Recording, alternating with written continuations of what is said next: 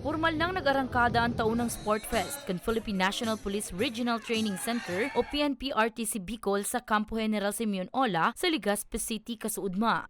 Saro sa highlights kan aktibidad ang Mr. and Miss Sports Fest 2024 na piglalabanan nin apat na pades. Dating back to ancient times, prior civilization held athletic competition to honor gods. Halimaw!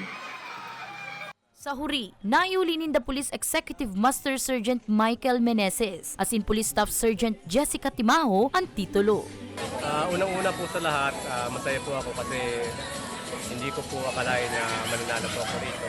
And siyempre nagpapasalamat po ako sa mga sumuporta ko sa classmates ko, sa PSSLC, na kung saan sila din po yung nakatulong para maging maganda yung performance ko. At pangalawa, sa asawa ko at anak ko na todo suporta po sa ibinibigay nilang tulong sa akin, lalong-lalo na sa larangan po ng ganitong sports fest.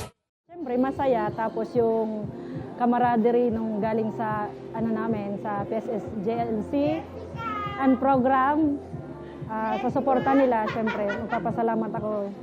Nagdugang manin kolor sa pagbubukas ang Chant and Yell kan grupo kan Public Safety Senior Leadership Course o PSSLC, Public Safety Junior Leadership Course o PSJLC, asin kan grupo kan Mentors kan RTC Bicol na magraralaban-laban man sa man iba-ibang nakalinyadang games asin sports. Sigun sa tagapagtaram kan RTC Bicol na si Police Executive Master Sergeant Ryan Lianaresas, sa paagi kan aktibidad, natatauanin pagkakataonan sa indang mga estudyante sa PSSLC asin PSJLC na magin sindang mga mentor na maipahiling man ang mga natatago nindang tibay sa man iba-ibang sports. Ito yung pinaka-objective ng ating sports center para ma-develop yung camaraderie at makapag-relax din sila dahil sa hindi lang po nakapokus sila sa study, sa pag-aaral ng leadership courses, leadership subject. At the same time, nagkaroon sila ng pagkakataon na ma-enjoy nila yung schooling. At the same time, ma-develop yung discipline. And ito yung right time na nagkaroon sila ng pagsasalo-salo dahil iba-ibang province sila. Sa buong region, yung 6 provinces and isang district ng Naga, andito sila ngayon, inipon para magkaroon ng ganitong training. Laom naman ni RTC Bicol Chief Police Colonel Richard Aquitania na sa paagi kang Sports Fest na ini, mas magkaburunyog ang mga kapulisan asin mas maging pusog ang sa indang pag-iribanan sa organisasyon. It is embedded in the program of instruction na may Sports Fest.